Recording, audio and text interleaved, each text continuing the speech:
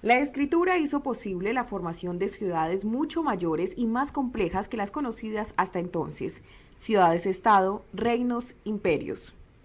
El dominio de la escritura permitió a los hombres desarrollar ideas y realizar cálculos mucho más complicados, abriendo consecuentemente el camino a la matemática y a la ciencia. El hombre llegó a la escritura tras lentas etapas anteriores: el desarrollo del lenguaje, el descubrimiento de la representación mediante imágenes, la necesidad de reforzar la memoria almacenando información, el darse cuenta del que se podrían usar tales imágenes para satisfacer esa necesidad y por último el difícil proceso de ensayo y error para adaptar las imágenes a la representación de los sonidos del lenguaje.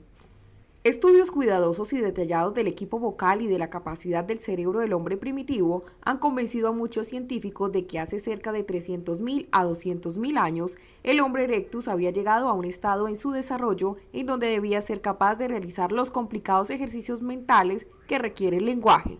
Esos mismos ejercicios mentales deberían haber permitido a él escribir, pero debemos esperar hasta mucho más tarde por una prueba incontestable, no de la escritura misma, pero de un antecedente muy importante de ella: las imágenes, en la forma de pinturas y dibujos rupestres. Mirándolas hoy parece indudable que el primer artista que dibujaba en una caverna un mamut, independientemente de sus intenciones, pretendía no solo comunicar algo, la idea de un mamut, sino también hacerlo de una manera que trascendiera el lenguaje hablado. Sin duda, las raíces de la escritura brotan de la necesidad de almacenar información, reforzando así la memoria, y de comunicarla a una distancia superior a la que alcanza la voz humana. Esta comunicación, independientemente de dónde se haya producido por primera vez, constituyó la primera etapa de la protoescritura, el recurso mnemotécnico, es decir, el recurso destinado a auxiliar a la memoria para recordar algo. A lo largo de la historia humana han existido varios tipos de recursos mnemotécnicos. Uno de los más comunes son los bastones que llevan cuenta mediante muescas, usado hasta hace poco en numerosas regiones del mundo. Pero aunque los bastones transmitían información, estas protoescrituras eran meros recursos auxiliares de la memoria. El contenido básico del mensaje no lo comunicaba el bastón, sino lo que llevaba. Era este quien decía al destinatario qué quería, si hombres, mujeres o sacos de ocre, y para qué. ¿Quién decía y si se trataba de 3 días o de 3 meses y si esperaba que sucediese al final de dicho periodo? Los bastones solo servían para recordar las cifras a quienes lo llevaban y a veces también como credenciales que lo acreditaban como representantes auténticos de los ancianos de su tribu. Un recurso mnemotécnico con mayores posibilidades lo constituye la cuerda anudada, que no solo es más ligera que el bastón con muescas, sino que además una cuerda puede emborrarse, deshaciéndose. Las leyendas chinas cuentan que en los siglos anteriores a la intervención de la escritura se usaban cuerdas anudadas para llevar los registros. Al parecer, ambas formas de protoescritura, las muescas y los nudos, principalmente tenían que ver con los números, no con características como la forma, el tamaño o el sexo. Para registrar este tipo de información, el método más obvio es dibujar una imagen. La representación mediante imágenes es más útil que otros tipos de protoescritura, más que el bastón con muescas, por ejemplo, ya que puede servir para algunos más que para ayudar a la memoria a recordar un mensaje previamente conocido. Las imágenes pueden también enviar un mensaje a alguien que jamás lo ha leído, sin la mediación de ningún mensajero humano. Por eso, aunque estos tipos de protoescritura puedan transmitir ideas, no registran la palabra hablada. La auténtica escritura aparece cuando las imágenes, por su propia naturaleza y por la secuencia en que están distribuidas, puedan sustituir a las palabras habladas de un determinado lenguaje. En sus primeras etapas, la escritura se relacionaba con palabras que podrían ser representadas mediante imágenes, es decir, con objetos concretos y acciones. En primer lugar, la imagen de un objeto empezó a usarse como una especie de metáfora para sugerir otro objeto o un concepto que no se podía representar fácilmente. Así, en la escritura sumeria, el signo que denotaba boca comenzó a significar también hablar. Un segundo recurso para extender el alcance de la escritura, usado primero por los sumerios y actualmente por los chinos, fue combinar dos signos para formar un tercero, con un significado diferente. En sumerio, la combinación de los signos que denotaban montaña y mujer no significaba mujer de la montaña, sino esclava, quizás debido a que los sumerios solían capturar sus esclavos en las regiones montañosas que bordeaban el nordeste de su país. El paso clave en el desarrollo de la escritura se dio cuando una imagen empezó a usarse para representar no un objeto determinado, sino el sonido correspondiente a su nombre. Es la etapa de la escritura jeroglífica, así llamada por analogía por los jeroglíficos modernos. Por ejemplo, la imagen de un sol y la de un dado significa soldado. Mediante este sistema, los signos pictográficos empezaron a ser fonéticos. Se había pasado de la escritura pictográfica a la escritura fonética. Este paso convirtió a la escritura en la herramienta básica de la civilización para las sociedades primitivas que idearon los primeros sistemas de escritura. Esta nueva herramienta significa que las actividades humanas podrían ser organizadas sistemáticamente.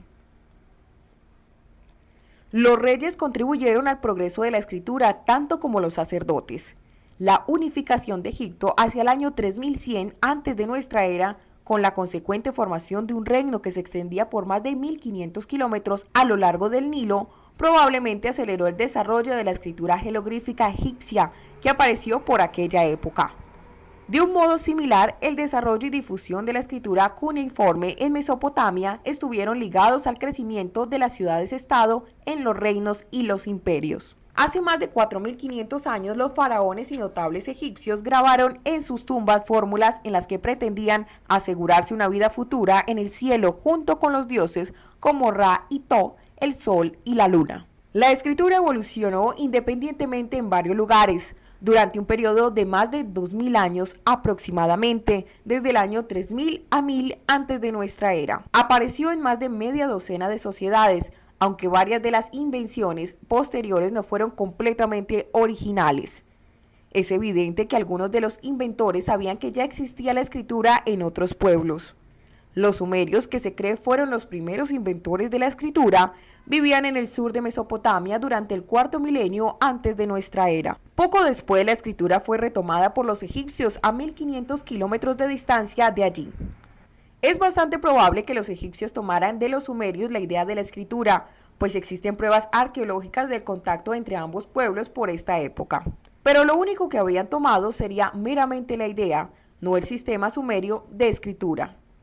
En primer lugar, los símbolos de la escritura egipcia son distintos de los símbolos sumerios. Las imágenes usadas en las primeras etapas de ambos sistemas difieren entre sí. Incluso con ellas se pretende representar un mismo objeto. Los egipcios inventores de la escritura jeroglífica representaban la palabra boca mediante un simple óvalo. En cambio, los sumerios, cuya escritura dio origen a la cuneiforme, empezaron representándola dibujando una boca en un rostro barbado. También difieren ambos sistemas en el soporte de la escritura. Los sumerios imprimían sus pictogramas en tabletas de arcilla húmeda. En cambio, los egipcios grababan los suyos en monumentos de piedra o los pintaban o los dibujaban en trozos de cerámica y sobre todo en rollos de papiro, una especie de papel hecho a base de fibras de una pantalla llamada papiro que abundaba en las riberas del Nilo. Hacia el año 2500 antes de nuestra era, la escritura fue reinventada por tercera vez por los islamitas, cuyo territorio se hallaba a más de 300 kilómetros al este de Sumer, en una región actualmente ocupada por Irán. La escritura islamita constituye un auténtico rompecabezas para los especialistas, que solo han podido descifrar unos pocos fragmentos. También es un enigma cómo surgió y se desarrolló este sistema de escritura. En cualquier caso, los habitantes de Elam abandonaron posteriormente su propio sistema y adoptaron el sistema cuneiforme, adoptando los signos sumerios a la fonética de su idioma. En este mismo periodo, la escritura fue proyectada de nuevo, esta vez por la civilización asentada en el valle del río Indo, en la actual Pakistán. También en este caso, como en Egipto y Elam, existen pruebas arqueológicas de contacto con Sumer. Lo más probable es que el pueblo de Indo escribiera en algún material perecedero, tal como la madera o el cuero, y que dicho material se haya podrido con el paso del tiempo. Poco después del 2000 antes de nuestra era, la escritura por quinta vez sufre una metamorfosis en el reino marítimo de Creta. Es casi seguro que los cretenses tomaron la idea de la escritura de otros pueblos, probablemente de los egipcios, con quienes mantenían relaciones comerciales regulares. Hacia el año 1500 antes de nuestra era tuvo lugar una nueva proyección de la escritura, esta vez en Asia Menor. Se trata de la escritura jeroglífica hitita, aunque la forma de sus caracteres no guarda parecido alguno con los jeroglíficos egipcios. Los jeroglíficos hititas fueron escritos en bustrofedón, es decir, en direcciones alternas, como un buey cuando ara un campo. Este sistema constaba de 419 signos, la mayoría de ellos pictográficos. Los hititas usaban los signos jeroglíficos cuando grababan inscripciones en monumentos de piedra, muchos de ellos en los confines con Siria, pero para los asuntos de cada día empleaban el sistema cuneiforme que habían tomado de Mesopotamia y adoptado a su propio idioma. Hacia la misma época, la escritura fue retomada en el Valle del Río Amarillo, en China. Es posible que esta nueva creación de la escritura se hiciese a raíz de los contactos con las sociedades del Asia Occidental que ya sabían escribir. Los primitivos símbolos chinos son pictográficos y claramente autóctonos, como sucede también con los soportes de la escritura bambú y seda. Hacia el 1400 antes de nuestra era, el pueblo del puerto comercial de Ugarit inventa un alfabeto. Del 1100 a 900 antes de nuestra era, los fenicios difunden por el Mediterráneo su alfabeto. Hacia 800 antes de nuestra era, los griegos que habían adoptado el alfabeto fenicio desarrollan el moderno concepto del alfabeto al añadir las vocales. El revolucionario paso hacia la escritura alfabética construiría un salto decisivo en la expansión de la escritura. Finalmente, de las numerosas consecuencias de la escritura, quizás ninguna sea más importante que su contribución a que el hombre se conociera a sí mismo y conociera el mundo en el que vive.